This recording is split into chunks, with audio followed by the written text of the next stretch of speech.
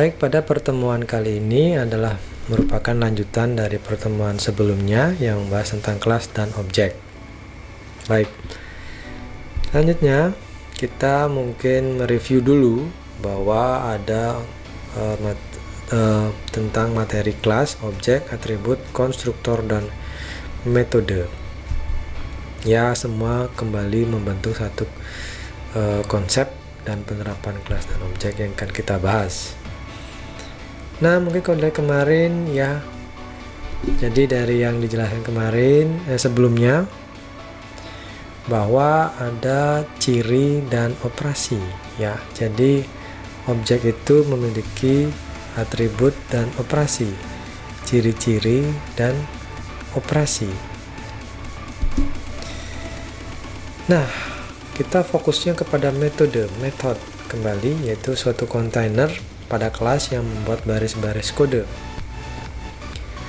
Semua baris kode pada pemrograman Java harus berada dalam blok method, ya, berada dalam blok method, dan semua harus berada dalam blok kelas. Metode yang dibahas kemarin sebelumnya adalah yang tanpa nilai balikan atau yang disebut dengan void, dengan nilai balikan atau disebut dengan function. Nah, membuat metode kemarin sudah ya. Nah, tadi kan dijelaskan diletakkan, jadi metode code, baris-baris code itu diletakkan di dalam tubuh metode. Ini adalah metode. Tubuhnya di mana? Diawali dengan buka kurung dan diakhiri dengan huruf tutup kurawal, buka kurung, tutup kurung. Nah, ini adalah bodinya, body dari method. Semua kodenya, baris kode disimpan di dalam body method. Jangan diletakkan di sini, jangan letakkan di sini.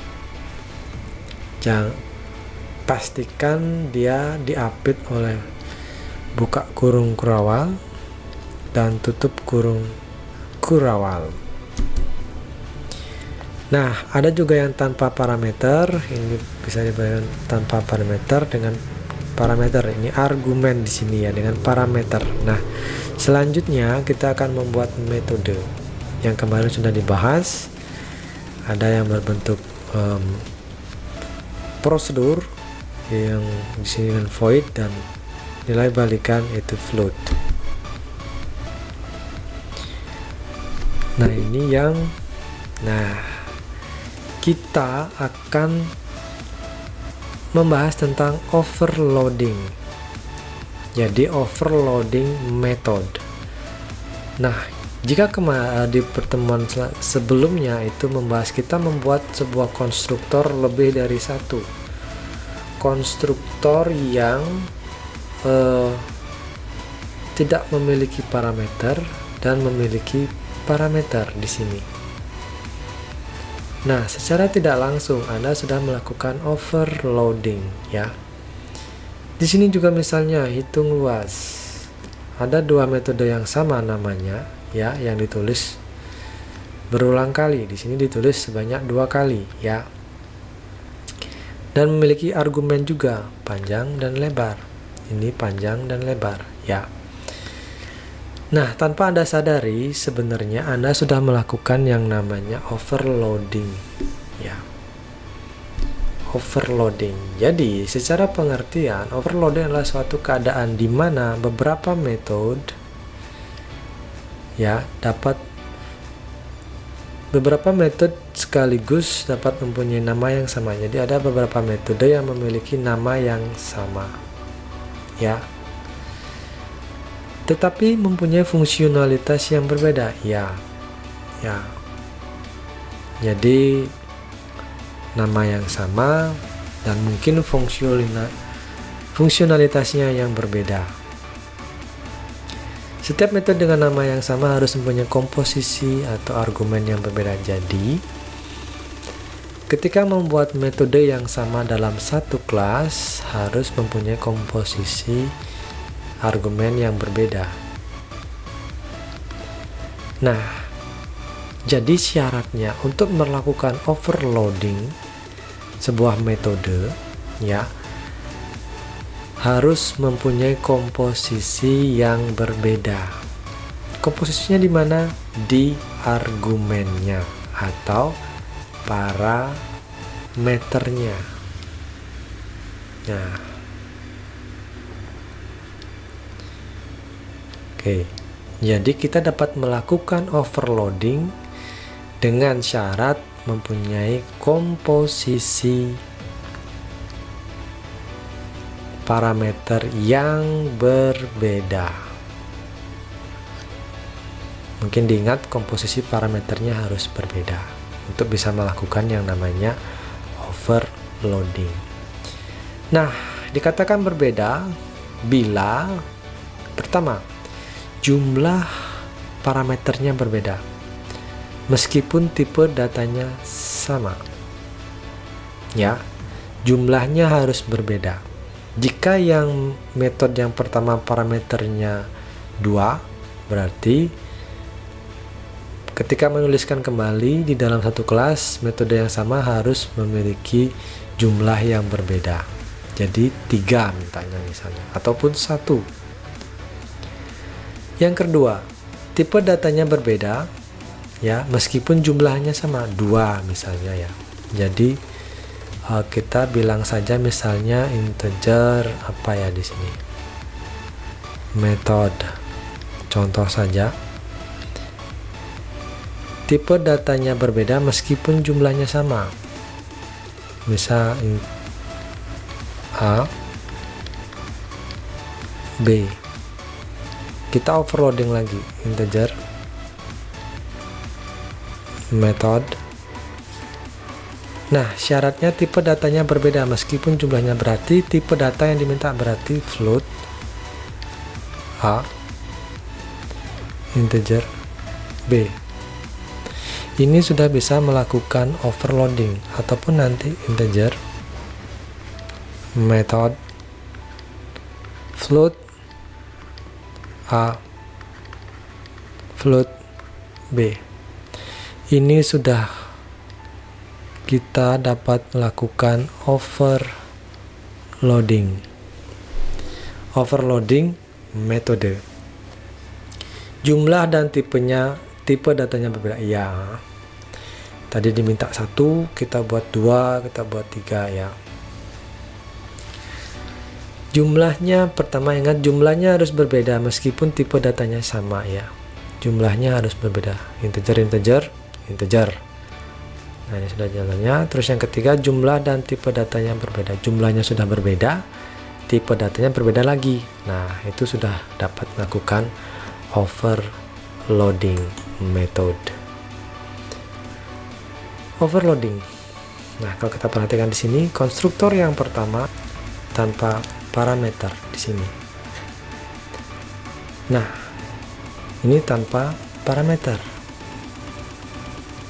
Terus konstruktor yang kedua dibentuk dengan parameter, jumlahnya 1 parameter, tipe datanya float.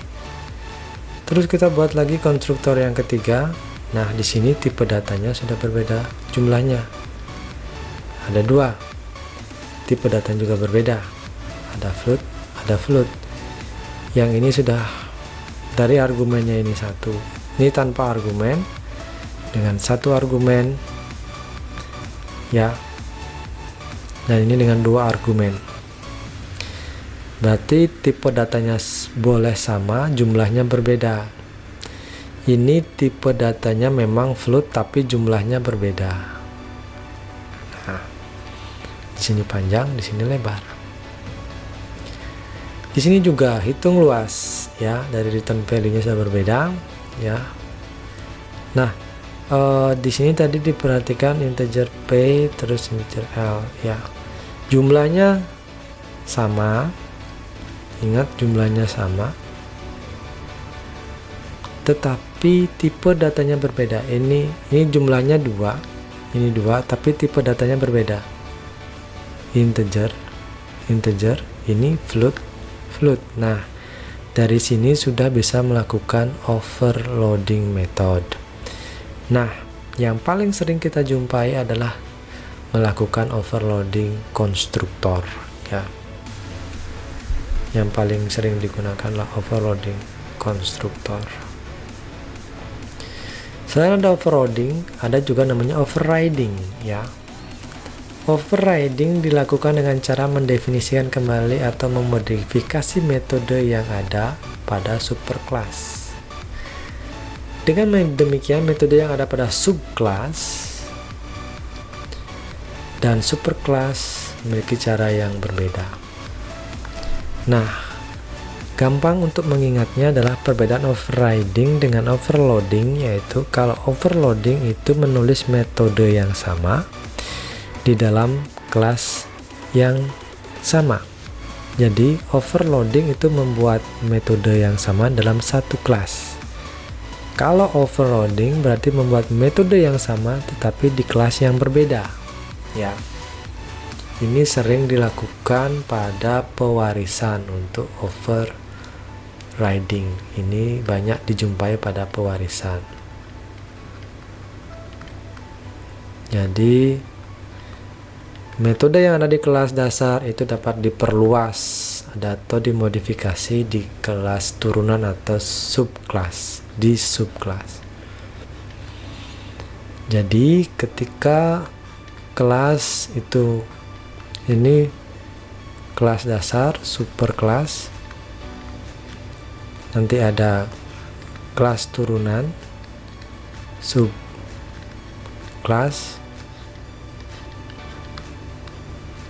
Nah, ketika satu metode dibuat di satu kelas dasar, kita sebut saja metode. Nah, secara tidak langsung metode ini akan diturunkan ke subkelas.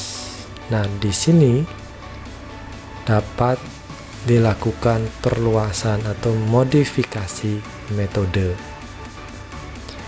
Jadi, membuat metode yang sama di kelas yang berbeda.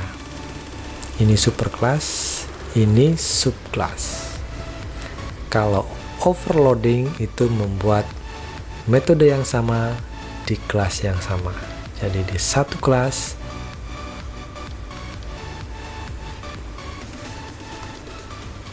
kita membuat metode yang sama, ya.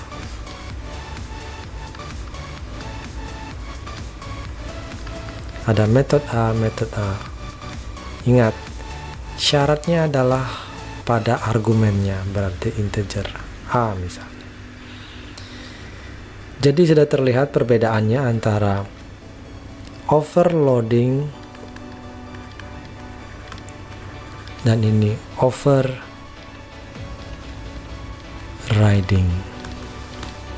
Membuat metode yang sama di kelas yang sama itu namanya overloading. Membuat metode yang sama di kelas yang berbeda itu namanya overriding. Nah, ini ditunjukkan pada ini contoh dari superclass, ya. Ada prosedur tampil, berarti di subclass boleh saja subclass melakukan modifikasi untuk metode tampil. Nah, metode tampil dimodifikasi dengan hasil yang berbeda. Nah, di sini menunjukkan perluasannya, meskipun hanya system.out.println, ya. Tapi di luar itu masih ada hal yang dapat kita lakukan perluasan. Jadi metode ini, metode tampil, dilakukan perluasan di kelas turunan. Jadi kelas turunan bisa secara bebas melakukan perluasan. Itu untuk menunjukkan tentang overriding method. Nah, satu lagi mungkin yang perlu dipahami tentang kelas diagram, ya. Jadi meskipun ini beririsan dengan mata kuliah yang lain atau mungkin sedikit overlap, tetapi di sini secara umum saja kegunaan kelas diagram. Jadi yang saya buatkan tadi ini, yang ada di overriding di sini, ini menggunakan simbol kelas diagram. Ini kelas diagram, ya. Kelas diagram secara sederhana saya sampaikan. Jadi kegunaannya mempresentasikan keadaan statis kelas-kelas yang terlibat dalam suatu sistem, ya. Nanti banyak jadi dia menunjukkan relasi atau yang terlibat dalam suatu sistem, kelas-kelas apa saja yang terlibat dalam suatu sistem. Karena satu sistem bisa terdiri dari banyak kelas. hubungan antar kelas dalam sistem perangkat lunak yang sedang dikembangkan ya, untuk menggambarkannya di sana. Jadi bagaimana menggambarkan kelas diagram? Nah, di sini ada kelas diagram 3 area pokok ya, yang secara umum saya rangkum gitu, adalah yang kami rangkum adalah nama, ada atribut, dan metode. Jadi seperti, nah ini diagramnya, ada nama, atribut, metode. Jadi kelasnya namanya apa, dituliskan di sini. Atribut yang ada apa saja, dituliskan di sini dengan tipe datanya. Terus metodenya apa, tuliskan di sini. Nah, nanti juga akan disematkan di sana. Jadi masing-masing atribut itu mempunyai sifat tersendiri, misalnya dia private atau public ataupun protected nanti. Nah, masing-masing akan dijelaskan di materi yang berbeda, tetapi secara umum penggambarannya adalah memiliki 3 area pokok ya. Area pertama di sini adalah nama, area kedua adalah atribut, area kedua adalah atribut, area ketiga adalah metode. Nah, itu merupakan penggambaran dasar dari kelas diagram. Kelas diagram membantu para programmer untuk menerjemahkan konsep ke dalam baris kode. Baik, untuk pertemuan ini saya cukupkan sampai pada kelas diagram, karena sudah mencakup overloading, overriding, dan kelas diagram secara umum atau secara sederhana yang kami dapat sampaikan pada kelas diagram ini. Baik, terima kasih, sampai bertemu di materi selanjutnya.